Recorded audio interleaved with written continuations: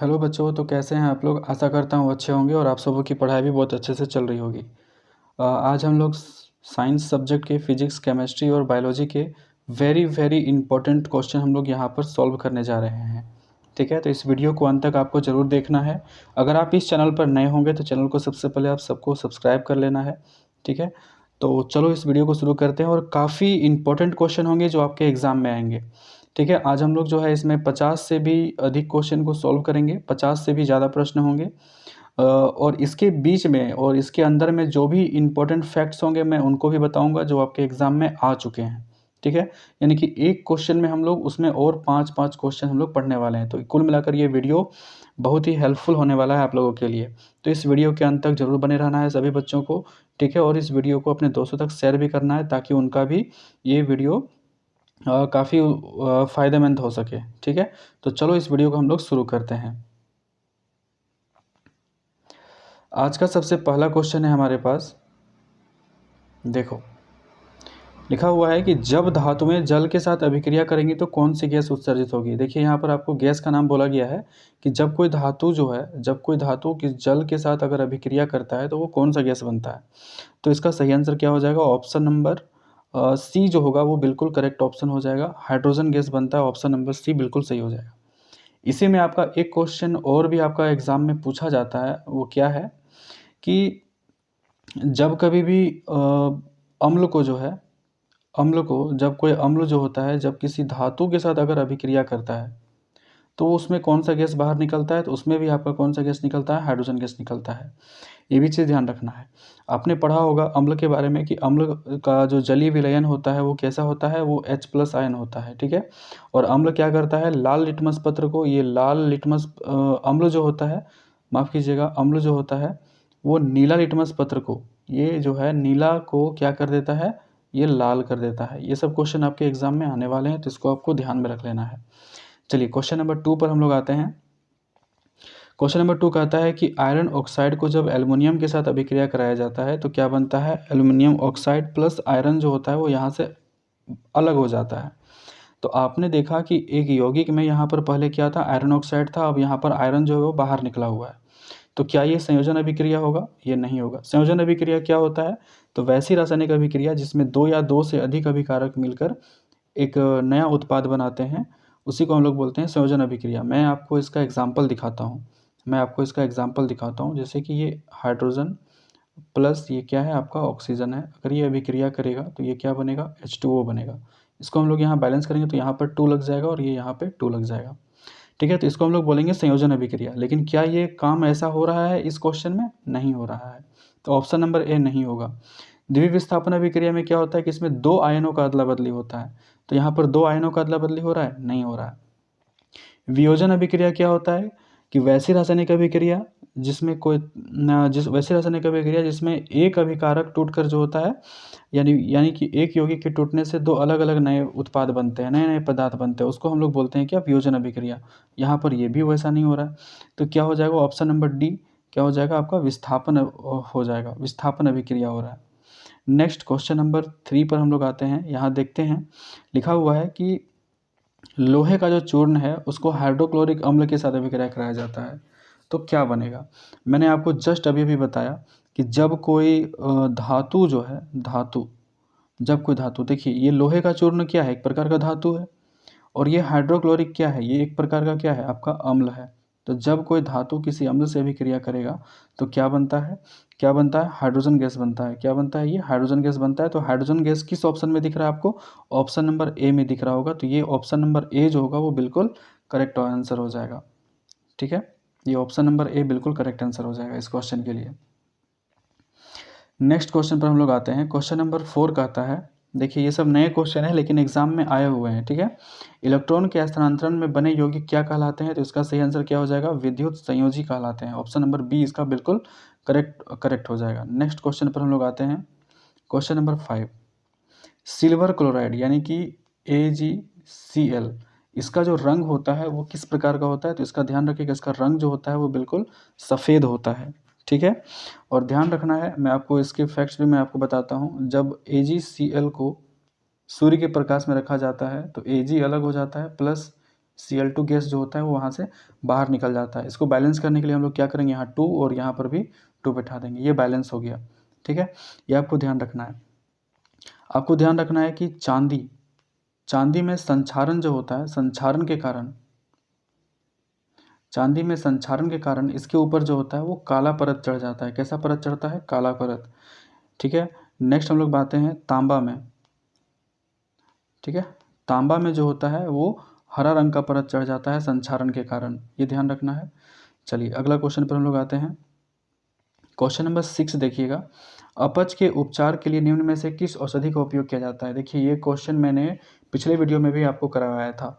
अगर आपने मेरा पिछला वीडियो नहीं देखा है, मैंने केमिस्ट्री का, फिजिक्स का और बायोलॉजी का अलग अलग वीडियो लिया हुआ है। 15-20 मिनट का वीडियो है जिसमें 30-50 क्वेश्चन ऐसे करके मैंने सॉल्व करवाए हैं।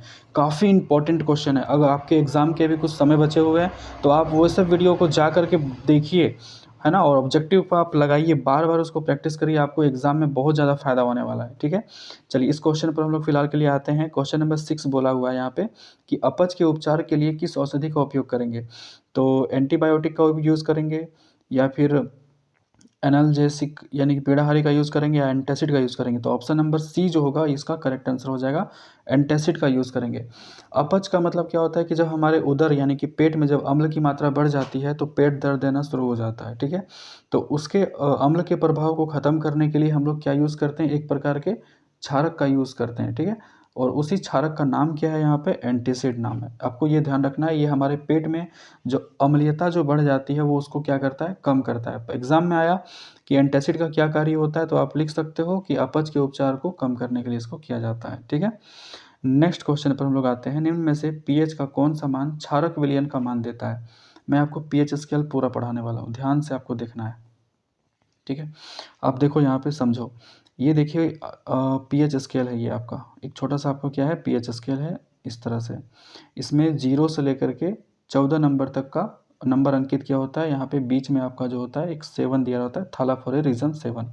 ठीक है, आगे देखिए यहाँ पर अगर कभी भी अगर आपको 7 से कम पूछा जाएगा, 7 से कम इधर क्या होता है, आपका अम्ल होता है। इधर आपको पूछा जाएगा 7 से अधिक, तो ये क्या होता है, आपका क्षारक होता है, ये आपका क्षारक हो जाएगा। और ये जो 7 होता है, 7 ये आपका क्या होता है, न्यूट्रल होता है, ये आपका क्या होता है, उदासीन होता है। इसको हम लोग क्या बोलते हैं, उदासीन। ये चीज़ आपको ध्यान रखना है, उदासीन। ना ही इसमें अम्ल का गुण होता है और ना ही इसमें क्षारक का गुण होता है। जिधर अम्ल का मात्रा बढ़ेगा उसमें क्या होता है, H+ आयन की सांद्रता अधिक होती है, और जिसमें क्षारक की मात्रा ज़्यादा होती है उसमें OH- आयन की सांद्रता अधिक होती है। तो इसको हम लोग क्या बोलते हैं, क्षारक बोलते हैं। इसको हम लोग क्या बोलेंगे, अम्ल बोलेंगे। ठीक है, अगर किसी विलयन का पीएच मान अगर आपका 1 आएगा, 2 आएगा, 3 आएगा, 4 आएगा, 5 आएगा, 6 आएगा, तो हम लोग उसको क्या बोलेंगे, अम्ल बोलेंगे। और किसी विलयन का पीएच मान अगर 7 आएगा तो हम लोग उसको क्या बोलेंगे, उदासीन बोलेंगे। ना ही उसमें अम्ल का गुण है और ना ही उसमें क्षारक का गुण होता है। लेकिन जैसे ही इसका पीएच मान 8 आएगा, 9 आएगा, 10 आएगा, 11 आएगा, 12 आएगा, 13 आएगा या 14 आएगा, तो हम लोग उसको क्या बोलेंगे कि वो क्या है, एक प्रकार का क्षारक है, यानी कि बेस है। उम्मीद करता हूँ कि ये आपको पूरा अच्छे तरह से समझ में आया होगा। अब आप यहाँ पर इस क्वेश्चन को पढ़िए क्या कहता है। क्वेश्चन में बोला गया कि निम्न में से कौन सा पीएच विलयन का मान देता है। तो पीएच में क्षारक विलयन का मान देता है। क्षारक देखिए ये 2 है, ये तो अम्ल होगा, 7 है तो ये तो उदासीन होगा। जैसे उदासीन का मतलब हो गया, जैसे हमारा जल जो है, शुद्ध जल का पीएच मान जो होता है वो 7 होता है। Next question option number C जो है वो 6 है, यानी 7 से कम है तो वो अम्ल होगा। ऑप्शन नंबर डी जो है वो बिल्कुल सही आंसर हो जाएगा क्षारक के लिए, क्योंकि ये 7 से अधिक है। नेक्स्ट क्वेश्चन पर आते हैं। देखिए वही क्वेश्चन आपसे पूछा गया कि शुद्ध जल का पीएच मान कितना है, 7 है। ऑप्शन नंबर बी इसका बिल्कुल करेक्ट हो जाएगा। मैंने चुन चुन के उठाया हुआ है, मैंने प्रीवियस ईयर क्वेश्चंस को उठाया हुआ है, ये बहुत ही ज़्यादा आपके लिए फायदेमंद होगा। निम्नलिखित में से कौन सा विद्युत का सर्वोत्तम सुचालक है। तो आपको पता होगा कॉपर, चांदी, एल्युमिनियम या आयरन। तो इसमें सबसे अच्छा जो विद्युत का चालक होता है वो कौन सा होता है, ये आपको ध्यान रखना है, चांदी। ऑप्शन नंबर इसका बी सही हो जाएगा। कॉपर भी है पर ऑप्शन में चांदी है तो चांदी को ही पहले टिक लगाना है आपको। नेक्स्ट क्वेश्चन पर हम लोग आते हैं। निम्नलिखित में से किसे चाकू से काटा जा सकता है। वेरी वेरी इंपॉर्टेंट क्वेश्चन, बहुत बार एग्जाम में आया हुआ क्वेश्चन है। और किसे हम लोग चाकू से आसानी से काट सकते हैं, तो ध्यान रखना है आपको, यहाँ ऑप्शन में नहीं दिया हुआ है तो याद रखिएगा सोडियम इसका सही आंसर हो जाएगा।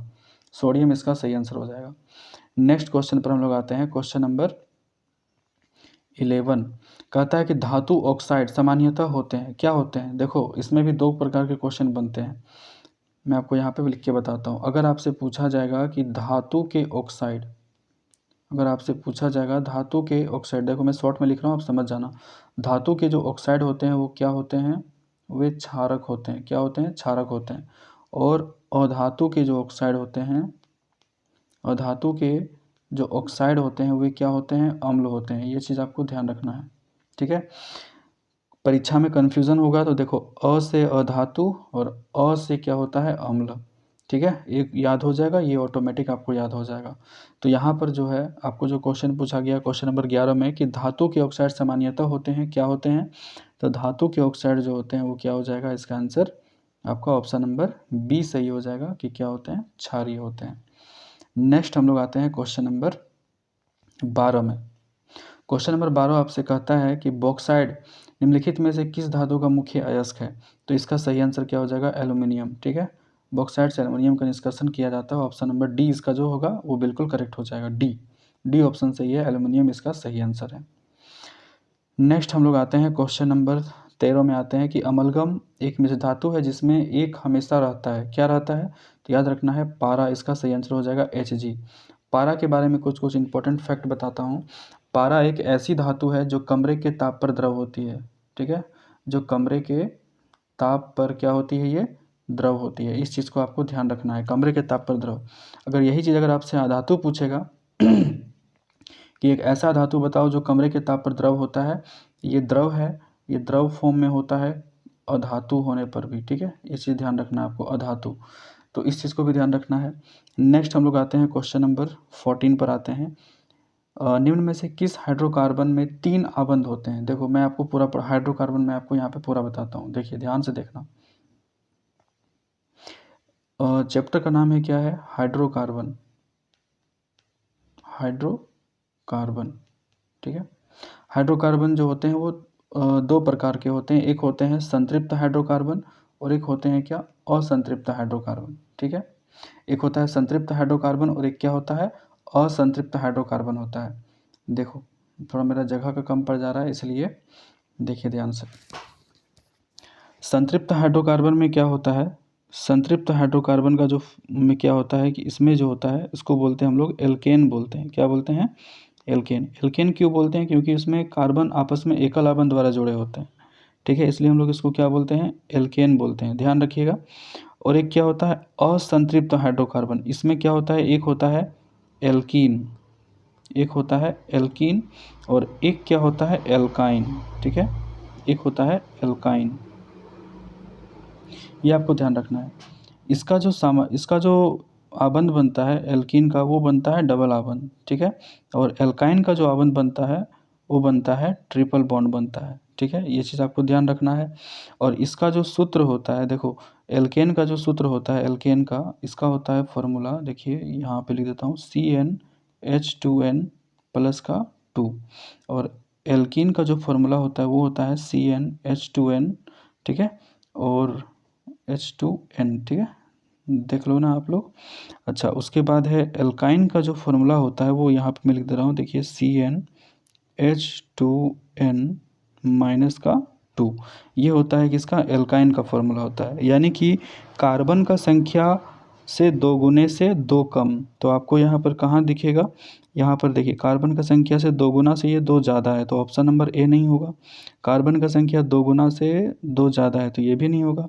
कार्बन का संख्या से 2 गुना से 1 ज़्यादा है, सॉरी, कार्बन की संख्या यहाँ पर देखिए 3 है तो 3 का डबल कितना होगा? 6, 6 में से 2 कम है तो ऑप्शन नंबर सी यही जो होगा वो त्रिआबंध बनाएगा। ऑप्शन नंबर सी इसका सही आंसर हो जाएगा।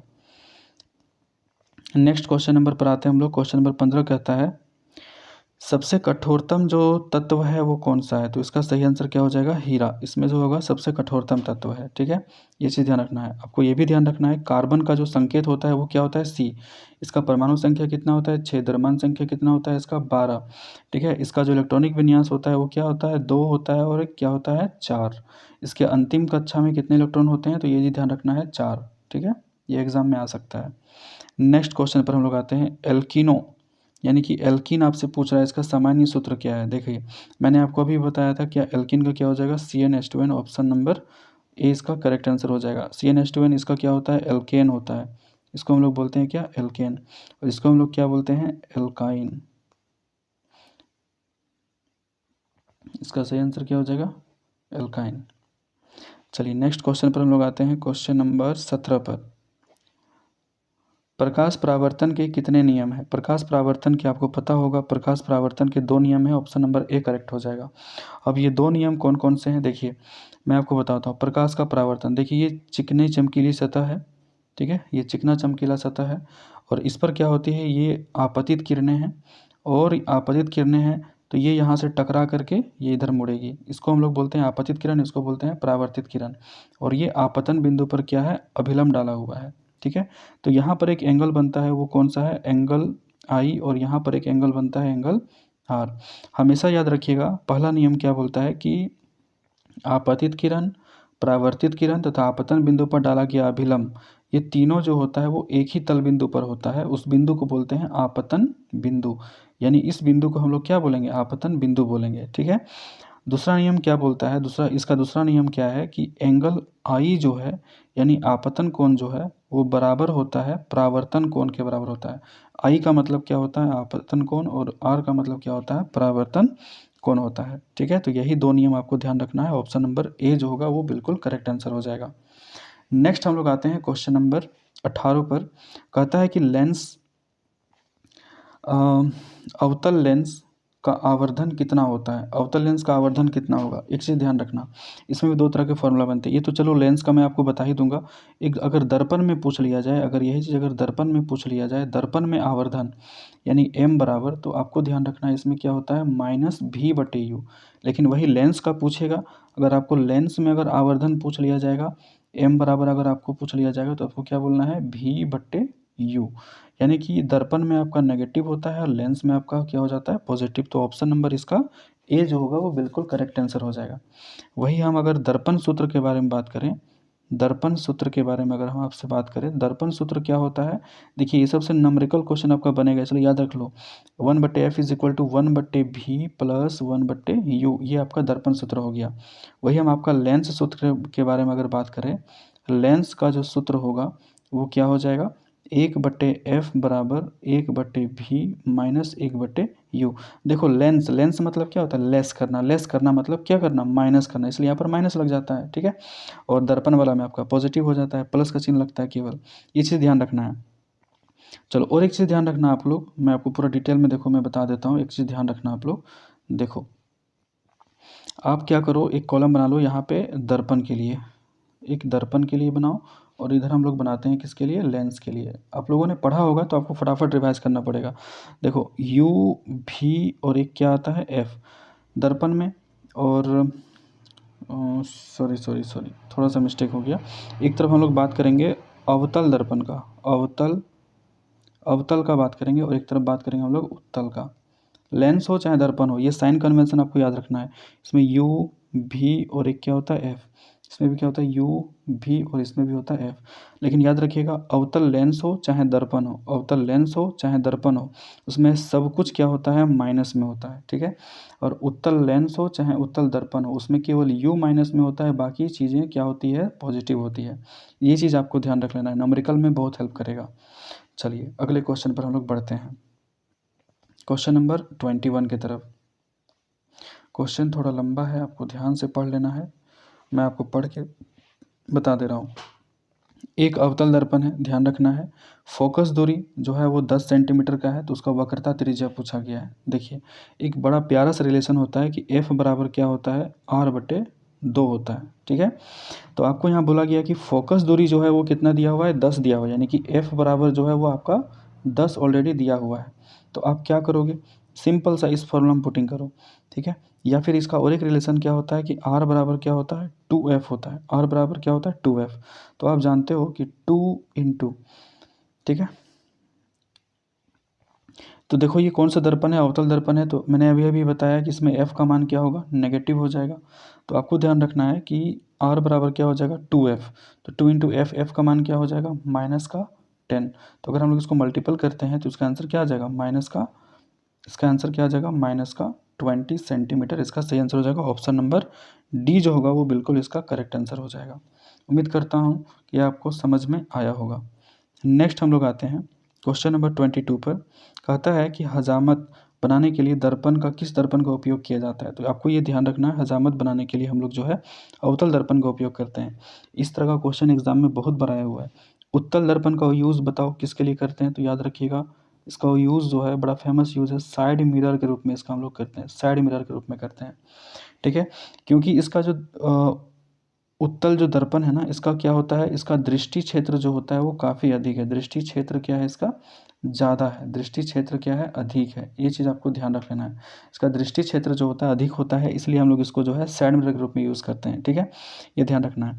अवतल दर्पण का और यूज़ मैं आपको लिखवा देता हूँ। अवतल दर्पण का यूज़ जो होता है हजामती कार्य में तो होता ही होता है, साथ ही साथ जो होता है वो सोलर कुकर में किया जाता है, सोलर कुकर में किया जाता है। ठीक है, उसके बाद आपका हो गया सर्च लाइट में किया जाता है, सौर भट्टियों में किया जाता है, सौर भट्टी में किया जाता है। ठीक है, तो ये सब आपको ध्यान रख लेना है। नेक्स्ट हम लोग आते हैं क्वेश्चन नंबर 23 में हम लोग आते हैं। क्वेश्चन यहाँ पर कहता है कि जो है प्रकाश यानी कि श्वेत प्रकाश का वर्ण का जो रंग होता है उसमें कितने रंग होते हैं। तो आपको ये बात ध्यान रखना है कि जो सफ़ेद जो प्रकाश होता है उसमें जो है वो 7 रंग होते हैं। कितने रंग होते हैं उसमें, 7 रंग होते हैं। सूर्य का प्रकाश का रंग कैसा होता है, वो सफ़ेद होता है ना, और उसमें जो होता है 7 रंग का विलय होता है। आप लोगों ने पढ़ा होगा, ये प्रिज्म वाला कंसेप्ट पढ़ा होगा। इधर से श्वेत प्रकाश आता है तो ये यहाँ से अपवर्तन होकर के जो है ये 7 रंगों में विभक्त हो जाता है। ऐसे करके 7 आप लोगों ने पढ़ा होगा, आप लोगों ने ड्राइंग बनाया होगा। 1 2 3 4 5 6 और एक का ये आपका 7। ठीक है, इसमें हम लोग जिसको शॉर्टकट में याद रखते हैं क्या, बेजानी हप्पी नाला। क्या याद रखते हैं हम लोग, बेजानी हप्पी नाला। ठीक है, इसका पूरा फुल फॉर्म क्या हो गया, बे से बैगनी हो गया, जा से जामुनी हो गया, नी से नीला हो गया, ह से हरा हो गया, पी से पीला हो गया, ना से नारंगी हो गया और हप्पी नाला। ठीक है, ये नहीं है, लम्या कर ला है, तो ला से क्या हो गया, लाल। सबसे अधिक तरंगदैर्ध्य किस रंग का होता है, तो वो लाल रंग का होता है। सबसे कम तरंगदैर्ध्य किस रंग का होता है, बैंगनी रंग का होता है। लाल रंग का तरंगदैर्ध्य सबसे अधिक होता है, इसलिए वो दूर से ही हमें दिख जाता है। ठीक है, नेक्स्ट क्वेश्चन नंबर हम लोग आते हैं, क्वेश्चन नंबर 24 पर हम लोग आते हैं। मानव नेत्र में प्रवेश करने वाली प्रकाश की मात्रा का नियंत्रण कौन करता है। तो कौन करता है बाबू, याद रखिएगा ऑप्शन नंबर ए इसका सही आंसर हो जाएगा, पुतली। आपको इसके 2-3 फैक्ट्स यानी कि नेत्र के बारे में याद रखना है कि नेत्र में कौन सा लेंस रहता है। तो ये आपको ये याद रखना है, उसमें उत्तल लेंस लगा रहता है। कौन सा लेंस लगा रहता है, उत्तल लेंस लगा रहता है। याद रखिएगा कौन सा लेंस है हमारे आँखों में, उत्तल लेंस है। और हमारी आँखें जो है वो बिल्कुल कैमरे की तरह काम करती है। किसकी तरह काम करती है, कैमरे की तरह कार्य करती है। ये ध्यान रखना है। अगला आपको ध्यान रखना है आँख के बारे में, और 2-3 चीज़ याद रखना है कि हमारे नेत्र के लिए जो दूर बिंदु है, जो दूर बिंदु है वो क्या होता है, वो दूर बिंदु क्या है, अनंत है। वो दूर बिंदु क्या है, अनंत है। अगर वही चीज़ पूछेगा कि निकट बिंदु क्या है, निकट बिंदु, तो आपको याद रखना है 25 सेंटीमीटर। इसका मतलब ये हुआ 25 सेंटीमीटर का मतलब ये हुआ 25 सेंटीमीटर का मतलब ये हुआ कि अपने अपने आँख से किसी भी वस्तु को अगर स्पष्ट देखना है तो आपको अपने आँख से 25 सेंटीमीटर की दूरी पर आपको रखना पड़ेगा। इसका मतलब ये होता है। उम्मीद करता हूँ कि मैं ये समझा पाया हूँगा। आगे देखिएगा, इसमें और 2-3 फैक्ट्स बनते हैं। जैसे ऑप्शंस में यहाँ पर देखिए लिखा हुआ है कि रेटिना, रेटिना क्या है, किसी भी वस्तु का जो प्रतिबिंब होता है वो रेटिना पर बनता है। याद रखिएगा किसी भी वस्तु का प्रतिबिंब हमारे नेत्र पर कहाँ बनता है, रेटिना पर बनता है। इस चीज़ को आपको ध्यान रखिएगा। कॉर्निया, नेत्रदान में किसको दान दिया जाता है, कॉर्निया को। अगर आपको जैसे बहुत कोई होते हैं जो अपने आँख को डोनेट करवाते हैं तो उसमें आँख का कौन सा भाग को दान दिया जाता है, तो कॉर्निया का दान दिया जाता है। ठीक है, ये चीज़ आपको ध्यान रखना है। आँख के रंगीन भाग को क्या कहा जाता है, तो आइरिस कहा जाता है। इस बात को भी आपको ध्यान रख लेना है। नेक्स्ट क्वेश्चन नंबर 26 देखिएगा, बहुत ही बढ़िया क्वेश्चन है। और मैं ऐसा क्वेश्चन आप लोगों को पहले भी मैं आप लोगों को यहाँ पे जो है वो सॉल्व करवा चुका हूँ, फिर से मैं आपको यहाँ पे सॉल्व करवा के दिखा दे रहा हूँ। ठीक है, क्वेश्चन नंबर 26 कहता है कि एक उत्तल लेंस है, ध्यान रखना लेंस इंपॉर्टेंट है, उत्तल लेंस है या अवतल लेंस है। मैंने आपको अभी भी साइन कन्वेंशन के बारे में बताया हुआ है। कहता है कि फोकस दूरी 20 सेंटीमीटर है। फोकस दूरी कितना दे दिया है इसका 20 सेंटीमीटर, तो एफ का मान कितना है 20 सेंटीमीटर। आपको पता होगा कि उत्तल दर्पण है चाहे उत्तल लेंस है, इसमें ये एफ का मान जो होगा वो पॉजिटिव ही होगा, ठीक है। तो इसकी क्षमता पूछा है, तो लेंस की क्षमता यानी कि पावर ऑफ लेंस पी बराबर क्या होता है 1/f होता है, ये आपको याद रख लेना है, ठीक है। अब हम इसमें पुटिंग करेंगे तो 1/f, एफ का मान कितना है यहाँ पे 20 है। तो ध्यान रखना है ये सेंटीमीटर में है तो पहले इसको मीटर में चेंज कर लेना। आप क्या करोगे 20 बट्टे क्या कर लोगे आप इसको 100 कर लेना। तो 100 करोगे तो ये कितना आ जाएगा, ये 0 0 कट जाएगा और ये 2 एकम 2 2 पचे 10 हो जाएगा, ठीक है। तो ये आ जाएगा कितना, ये आपके सामने क्या आ जाएगा 5, ठीक है 1/5, ये आपका 1/5 आएगा।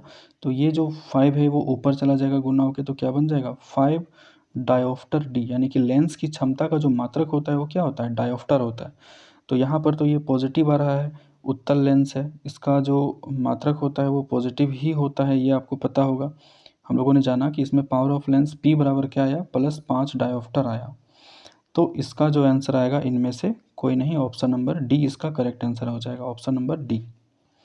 नेक्स्ट हम लोग क्वेश्चन नंबर 26 पर हम लोग आते हैं। एमीटर से निम्नलिखित में से किसे मापा जाता है। तो ध्यान रखना है एमीटर से हम लोग क्या मापते हैं, विद्युत धारा को मापते हैं। ऑप्शन नंबर ए सही इसका सही आंसर हो जाएगा, ठीक है। ध्यान रखना है, आप लोग को ध्यान रखना है आवेश, आवेश का जो एसआई मात्रक है, एसआई यूनिट है वो क्या है, आवेश का एसआई मात्रक क्या होता है कूलॉम होता है। ये चीज़ आपको ध्यान रखना है क्या होता है कूलॉम। विभव का एसआई मात्रक क्या होता है, विभव का जो एसआई मात्रक होता है वो क्या होता है वोल्ट होता है, क्या होता है वोल्ट। विद्युत शक्ति का एसआई मात्रक क्या होता है, याद रखना है वॉट होता है, ठीक है। ये चीज़ भी आपको ध्यान रखना है। धारा का एसआई मात्रक क्या होता है एम्पियर ए होता है, ये चीज़ भी आपको ध्यान रखना है। मैं आपको जितना बात बोल रहा हूँ वो सब बातों को भी आपको ध्यान में रखना है, एग्ज़ाम में वो सब क्वेश्चंस भी आपके एग्ज़ाम में आते हैं, ठीक है। चलो अगले क्वेश्चन पर हम लोग आते हैं। क्वेश्चन नंबर 28 कहता है परिपथ की सुरक्षा के लिए किस युक्ति का उपयोग किया जाता है। तो आपको पता होगा कि हम लोग विद्युत फ्यूज़ का यूज़ करते हैं, ठीक है। आपको एक चीज़ ध्यान रखना है कि एमीटर को किस क्रम में जोड़ते हैं, तो एमीटर को याद रखना है आपको किस क्रम में जोड़ते हैं हम लोग श्रेणी क्रम में जोड़ते हैं। एमीटर को किस क्रम में जोड़ा जाता है श्रेणी क्रम में। विद्युत परिपथ में एमीटर को किस क्रम में जोड़ते हैं श्रेणी क्रम में जोड़ते हैं। वोल्ट मीटर को किस क्रम में जोड़ते हैं, तो याद रखिएगा पार्श्व क्रम। कौन सा क्रम हो जाएगा पार्श्व, या फिर हम लोग इसी को बोल देते हैं कई बार समांतर क्रम में जोड़ते हैं, ठीक है। चलो आगे बढ़ जाते हैं हम लोग। कार्य करने की क्षमता को क्या कहा जाता है, तो याद रखिएगा ऊर्जा कहते हैं, ठीक है। अगला क्वेश्चन है विद्युत आवेश का एसआई मात्रक क्या होता है, तो मैंने आपको बताया कूलॉम। विद्युत आवेश का जो एसआई मात्रक होता है वो क्या होता है कूलॉम होता है, ये आपको दिमाग में बैठा लेना है। चलिए अगले क्वेश्चन, इसमें देखिए कुछ कुछ यूनिट और दिए हुए। वोल्ट मैंने अभी अभी बताया, विभव, विभव, ठीक है विभव, विभव का जो मात्रक होता है वो क्या होता है वोल्ट होता है। ओम लिखा हुआ है, ओम का सिंबल आपको पता होगा इस तरह से होता है। ओम जो होता है वो किसका मात्रक होता है, वो होता है प्रतिरोध का, ये प्रतिरोध का मात्रक है। एम्पियर ये किसका मात्रक है, ये विद्युत धारा का मात्रक है। और आपको पता होगा कूलॉम जो होता है मैंने अभी अभी बताया ये आवेश का ऐसा ही मात्रक है। आपको ये भी पता होना चाहिए कि आवेश जो होते हैं वे दो तरह के होते हैं। पहला धनावेश होते हैं जिसको पॉजिटिव चार्ज बोलते हैं, दूसरा एक होते हैं ऋण आवेश, ठीक है। एक होते हैं क्या ऋण आवेश, एक होते हैं ऋण आवेश जिसको हम लोग बोलते हैं माइनस, ठीक है।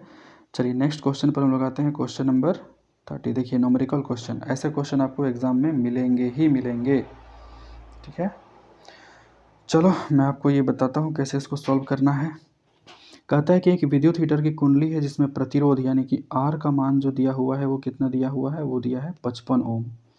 और बोला गया कि 220 वोल्ट यानी वी का मान कितना दिया हुआ है, वो दिया हुआ है 220 वोल्ट दिया हुआ है। तो इसमें विद्युत धारा कितना लगेगा, तो आप लोगों ने पढ़ा होगा ओम का नियम पढ़ा होगा कि V बराबर क्या होता है IR होता है, ठीक है।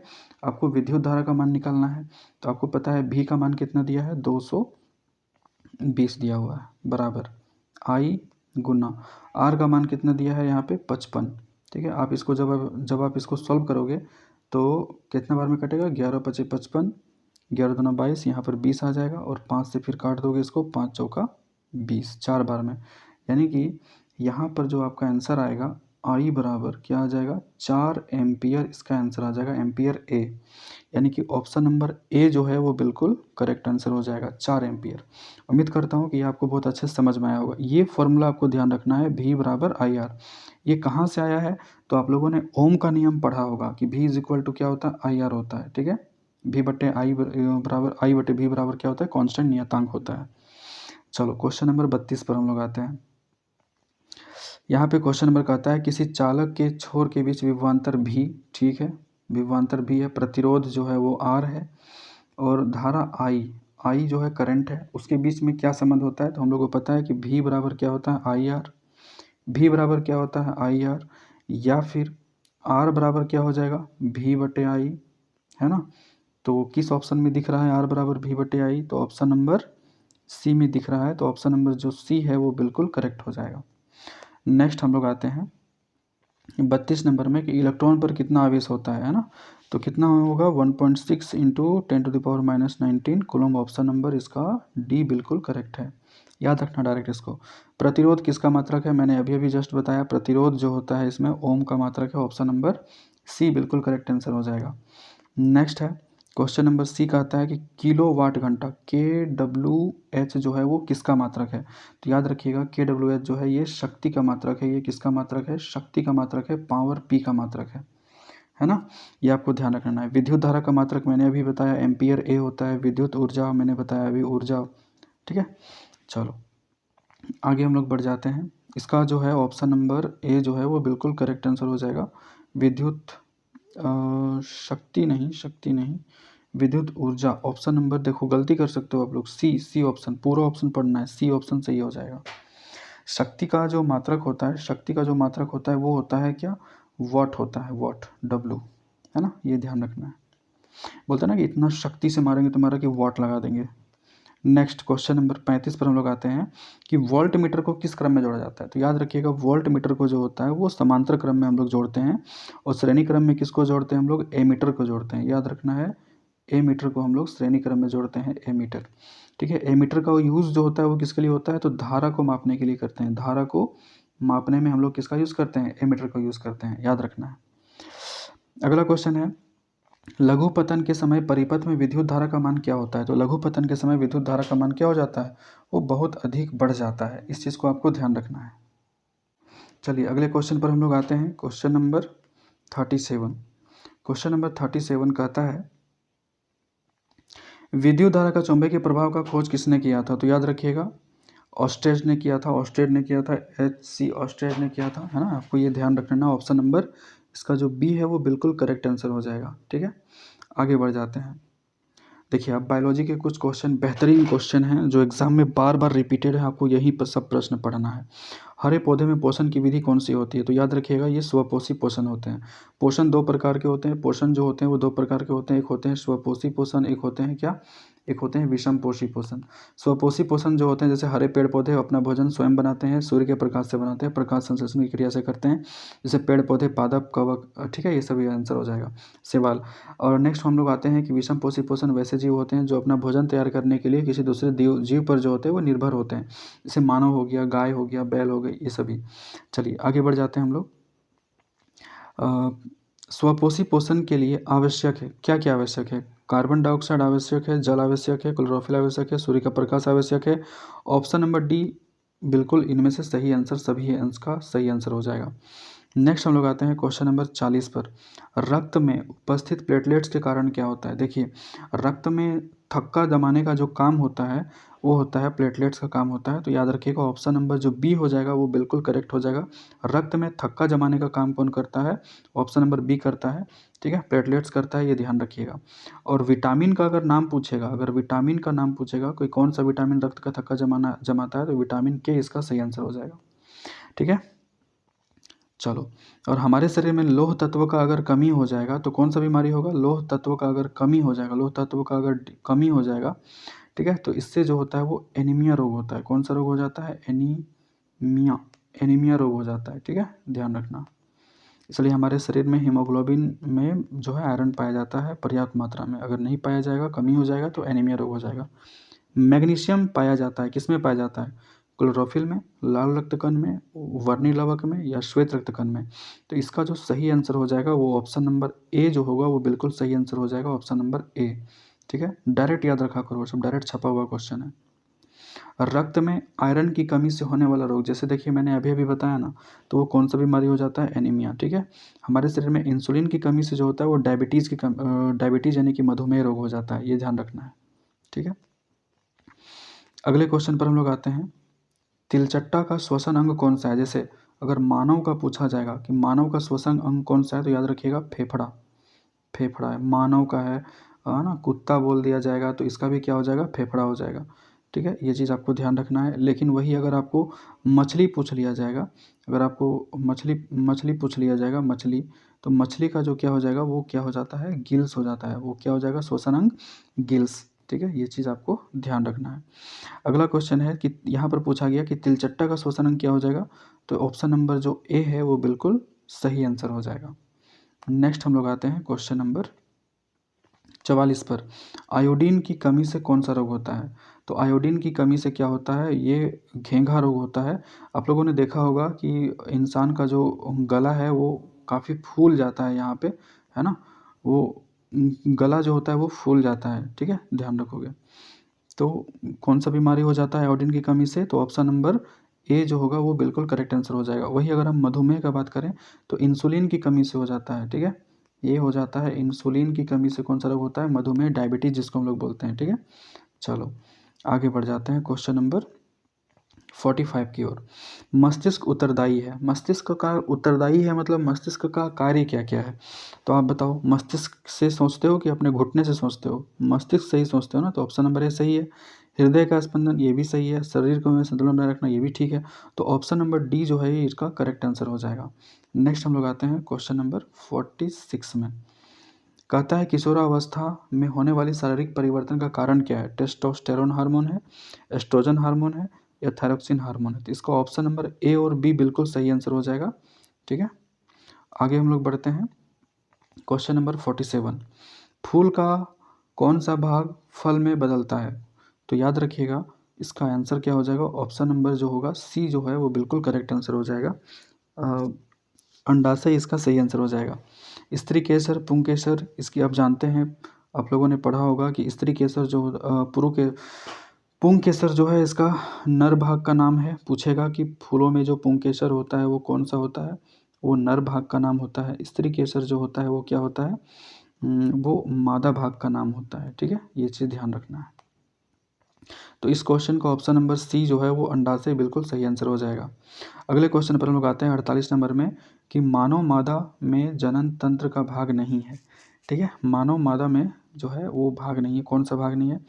अंडाशय, गर्भाशय, शुक्रवाहिका या फिर डिंबवाहिनी। बताइए इसमें से कौन सा आंसर होगा। तो इसका जो है वो शुक्रवाहिका ये नहीं है। ठीक है, मादा का भाग नहीं है तो शुक्रवाहिका नहीं होगा। ये जो है वो नर में पाया जाता है, पुरुषों में पाया जाता है। नेक्स्ट हम लोग आते हैं क्वेश्चन नंबर 49 पर। स्त्रियों का लिंग गुणसूत्र कौन सा है? तो याद रखिएगा XX होता है और नर का जो होता है वो क्या होता है, XY होता है। ठीक है, चलिए आगे बढ़ जाते हैं हम लोग। देखिए वही क्वेश्चन है कि पुरुषों में लिंग गुणसूत्र कौन सा होता है, तो ये ऑप्शन नंबर बी जो है वो बिल्कुल करेक्ट है, वो हो जाएगा XY। नेक्स्ट हम लोग आते हैं CFC है तो क्या है, क्लोरोफ्लोरोकार्बन। ऑप्शन नंबर ए जो होगा वो बिल्कुल सही आंसर हो जाएगा, क्लोरोफ्लोरोकार्बन। ये ध्यान रखना है आपको, क्लोरोफ्लोरोकार्बन की मात्रा अगर बढ़ेगी तो हमारे जो वायुमंडल में जो समताप मंडल में जो एक परत पाया जाता है, ओजोन परत पाया जाता है। ओजोन परत, ओजोन का जो फॉर्मूला होता है वो होता है क्या, O3। ये जो है सूर्य से आने वाली जो यूवी रे है उससे हम लोग को ये बचाता है, ये ओजोन परत है ना, ये ध्यान रखना है। अगर हम लोग CFC का ज़्यादा उत्सर्जन करेंगे तो क्या होगा, ओजोन परत का क्या होगा, अपक्षय होगा और पराबैंगनी किरणें डायरेक्ट जो है वो धरती पर प्रवेश करने लगेगी, जिससे जो है सजीवों को काफ़ी नुकसान होगा। ठीक है, आगे बढ़ते हैं हम लोग। क्वेश्चन कहता है कि चिपको आंदोलन का मुख्य उद्देश्य संरक्षित है। बताइए क्या संरक्षित करना है, तो ऑप्शन नंबर बी जो होगा वो बी जो है, ऑप्शन नंबर बी जो है वो बिल्कुल करेक्ट हो जाएगा, इसका वृक्षों के संरक्षण से संबंधित है। नेक्स्ट हम लोग आते हैं क्वेश्चन नंबर 53 पर हम लोग आते हैं कि ओजोन परत किस हानिकारक विकिरणों से पृथ्वी को सुरक्षा प्रदान करती है। तो याद रखिएगा परावैंगनी किरणें। ऑप्शन नंबर सी जो होगा वो काफ़ी इंपॉर्टेंट हो जाएगा। और ओजोन का जो फॉर्मूला है वो आपको ध्यान रखना है। ओजोन का फॉर्मूला होता है O3। ठीक है, तो ये हमारा एक बहुत ही बेहतरीन सेशन था जो समाप्त हुआ। इसमें से बहुत सारे क्वेश्चन आपके डायरेक्ट जो है वो आपके एग्ज़ाम में छपा हुआ मिलेगा। और आप सभी से रिक्वेस्ट है कि जो मैंने पिछला वीडियो मैंने बनाया हुआ है, फिजिक्स के लिए बनाया हुआ है, केमिस्ट्री के लिए बनाया हुआ है और बायोलॉजी के लिए भी बनाया हुआ है, वो भी आप अपने एग्ज़ाम से पहले ज़रूर से ज़रूर देख लें। खासकर क्लास 10th के स्टूडेंट जो भी इस साल 2025 में बोर्ड एग्ज़ाम दे रहे हैं, ठीक है, उन लोगों के लिए बहुत ही फ़ायदेमंद होगा। तो चलिए मिलेंगे किसी नेक्स्ट वीडियो में, तब तक के लिए जय हिंद, जय भारत।